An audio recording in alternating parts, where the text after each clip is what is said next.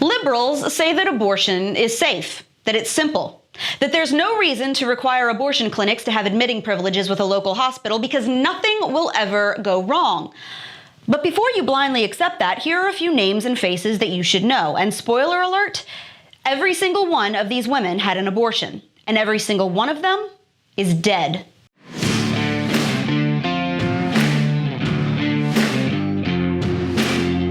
The left is up in arms this week over a Louisiana abortion law that's made its way to the Supreme Court. Now, the law doesn't actually address abortion access at all, but it does require that abortion clinics in Louisiana have admitting privileges to a nearby hospital in case of a medical emergency that they can't handle. Now, of course, abortion supporters who talk about terminating unborn babies' lives like it's a spring break vacation say that there's no reason for an abortion clinic to need hospital agreements because abortion is always safe. And of course, women never bleed out and die from it, which is weird, because here are a few. In 2006, 21-year-old Denise Crow sought an abortion at 16 weeks pregnant at the Severna Park Abortion Clinic in the Baltimore area, where a doctor administered too much anesthesia and failed to give her enough oxygen. She died 2 hours later, leaving behind a 3-year-old son who family members say remained traumatized from his mother's death for years.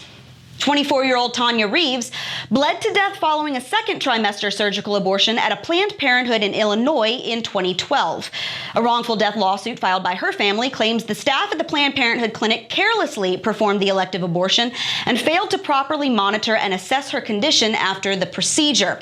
The next year, 29-year-old Jennifer Morbelli died following a botched abortion performed when she was 33 weeks pregnant, after amniotic fluid spilled into her bloodstream.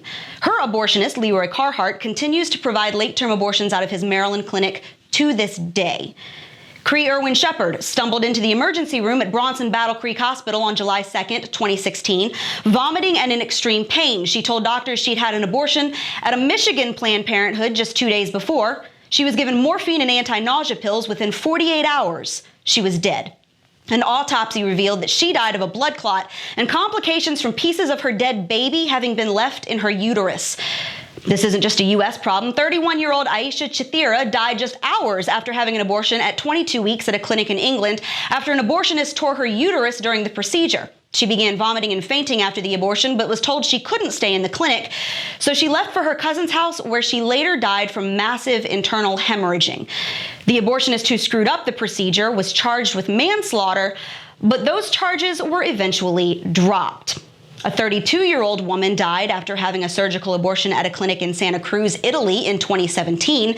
She was taken to the recovery room after the procedure, where she simply stopped breathing. I could keep going, but that would make this video really, really long, and I think you get the point. Abortion is not the simple, straightforward procedure that the left would have you believe. It's not, in fact, like pulling a tooth. On top of the fact that it leaves at least 50% of its victims dead, abortion is a dangerous, unnatural, invasive procedure. Early in pregnancy, it requires that a woman take powerful drugs that force her body to miscarry, often painfully. And at home, where medical help is not available in case of an emergency, women have died from that too. After a baby is too big to pass on a bathroom floor, abortion requires a doctor to force open a woman's cervix and pull her baby out in pieces before scraping the inside of her uterus clean to make sure they get everything. Sometimes they don't. A late-term abortion like ones performed in Carhart's office involved poisoning the baby to kill it in the womb, then delivering it dead. That is abortion. Don't believe me? You can watch one on YouTube. That's the simple procedure that the left doesn't want women to know about, because they still want to peddle the myth that you just go to sleep and the inanimate little clump of cells disappears in a puff of unicorn dust. They don't want abortion clinics to have admitting privileges to hospitals because they don't want to admit how nasty and violent abortion actually is. They don't want you to know the names and faces of women who have died after safely aborting their child any more than they want you to know what their baby looked like. But here's the thing. You can chant about women's rights and threaten SCOTUS justices and hold up all the cardboard signs that you want, but it does not make abortion any more safe. It does not make an unborn baby any less human, and it doesn't make any of these women any less dead. And that's your Reality Check America. Make sure you subscribe to our YouTube page, like us on Facebook and Twitter, and stay sane out there.